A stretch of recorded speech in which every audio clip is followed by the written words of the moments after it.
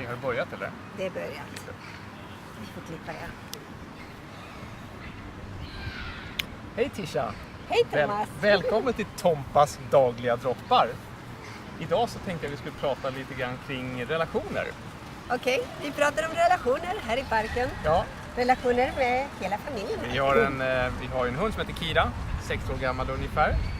Som från början var vad man kallar en gatuhund, hittad på Mallorca, helt utmärglad. Kanske vid något års ålder. Och som familjen har tagit hand om. Och hon är fortfarande lite skygg, men hon är samtidigt väldigt fin. Och det är trevligt, men jag tänkte mer vi skulle prata om det här med parrelationer lite grann. Och hur det är och hur det fungerar eller vilka bekymmer man kan ha.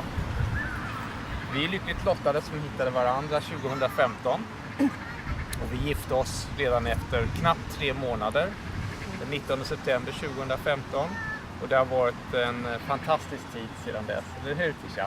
Ja, och vi har kommenterat många gånger att faktum att vi fick uppleva en massa relationer som inte fungerade för både han och jag gjorde att vi kunde växa som människor och vi hann processera våra känslor och bli mognade.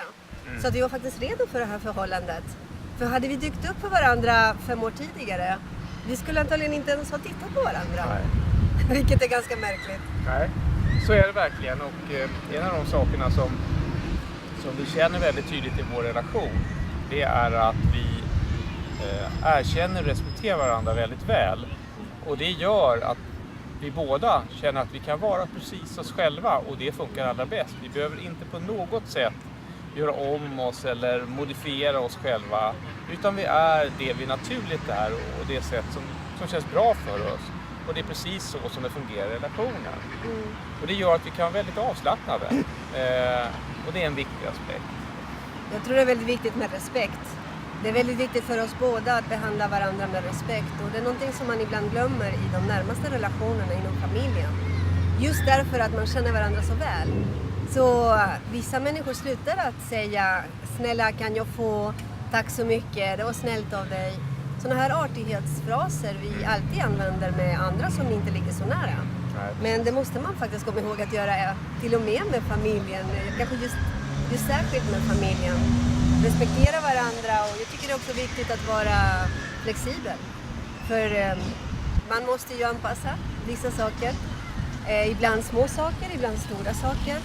Men det är viktigt att kunna hitta en mellanpunkt och kanske inte diskutera mitt approach är det bästa. Utan ta fram en diskussion, berätta, hur tänker du? Varför har du resonerat på det här viset? Och det är vi väldigt duktiga på också. Ja. Att när vi inte riktigt håller med så frågar vi, hur tänker du om det här? Kan du förklara hur du har resonerat? Och allt som oftast så kan man då se poängen, jaha, men det var faktiskt bra tänkt.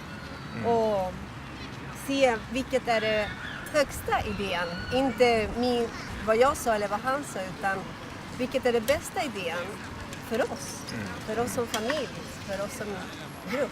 Precis, och det bygger ju också på att det inte går för mycket prestige i relationen.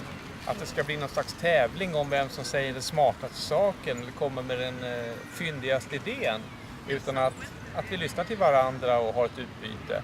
Det här betyder samtidigt inte att det behöver vara tråkigt i relationen. Vi skojar jättemycket och busar och leker och sådär. Och det bygger på det här första som vi nämnde, nämligen att vi kan vara oss själva. Det vill säga vi kan vara spontana i relationen. Och det känner vi verkligen att vi kan vara. En sak som jag har tänkt på när det gäller relationer utifrån mina erfarenheter som jag har funderat över många gånger, det är ju, är det bästa om man har en relation där man är väldigt lika varandra? Eller är det så att det bästa är en relation där man är olika och man kompletterar varandra? Och det här vore intressant att få höra andra synpunkter.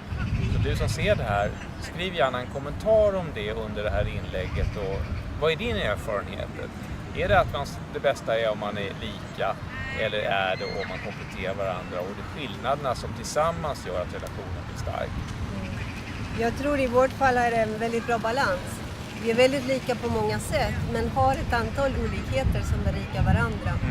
Jag tror de starka likheterna som är viktiga, just att vi båda är mogna om våra känslor. Vi är medvetna om hur vi känner och vi kan faktiskt prata om det. Du förresten, det där, jag känner mig ganska dåligt eller känner mig så här när du har gjort detta eller när någonting annat har hänt. Vi kan faktiskt sätta ord på vad vi känner och förklara det. Och då kan man justera vad som har hänt. Och just att vara flexibla, det vi också varit väldigt bra på. Har lika värderingar av vad som är viktigt. Exempelvis att vi är mera måna av att hjälpa andra människor och umgås med familjen eller vänner än att nödvändigtvis städa och sådana där tråkiga saker. Precis, vårt hem är kanske inte något bra exempel på det välstädade alla gånger. Vi får göra våra ryck när vi har besök och det har vi ju titt som tätt som tur är. Annars då hade du nog hemmet säckat ihop fullständigt. Därför att vi har andra prioriteringar helt enkelt. Ja, men det är hemtrevligt. Vi har ett hem som lever, ett hem som är vittne till alla våra mångsidiga aktiviteter och kreativitet och allt som är på gång. Så är det, det är vi också väldigt lika i, att vi har alltid 5 bollar i luften minst. Minst, ja. Vi har lite för många bollar i luften. Vi skulle se vårt köksbord, det är ett kaos just nu. Vi måste göra en insats där och röja av det. Jag började städa i morse, den är bättre redan. Okej, vad bra.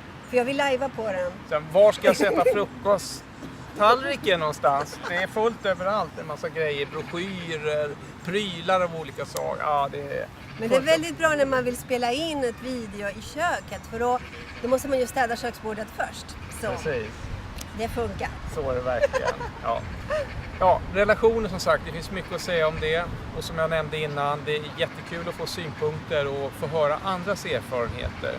Och senare i den här serien med Tompas dagliga droppar har jag ju planer på att prata med andra, bland annat om det här med relationer och deras erfarenheter. Så att man får del av olika värderingar när det gäller det här. Vad är det man egentligen tycker är viktigt och vad har man varit med om tidigare? Och en sak som jag har varit med om i tidigare relationer där jag känner att det inte har fungerat så bra, det handlar om att, just som du var inne på, våga säga att det här känns inte riktigt bra. Att våga säga det istället för att gå sura kanske, eller bara gå tyst och gå undan.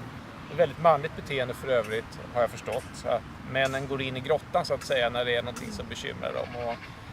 Och jag känner att jag har fått jobba med att inte göra det, utan att säga som det är helt enkelt. Men försöka säga det på ett bra sätt, ett schysst sätt. Inte liksom aggressivt, utan säga att nej, men det här känns inte bra just nu. Och du är dessutom väldigt duktig på att plocka fram det hos mig och det är jag tacksam över. Och känna efter. Du verkar inte må riktigt bra. Vad står på? Vad kan vi göra åt det? Ja. Och att vi är nyfikna på varandras intressen och sådär. Och det där vill jag lära mig mer om och så. Och sen så har vi en hel del gemensamma bottnar. Ja, så ser det ut för våran del i varje fall. Tack för att ni lyssnade och tittade nu igen. Och välkomna åter till Tompas dagliga droppar. Hej då!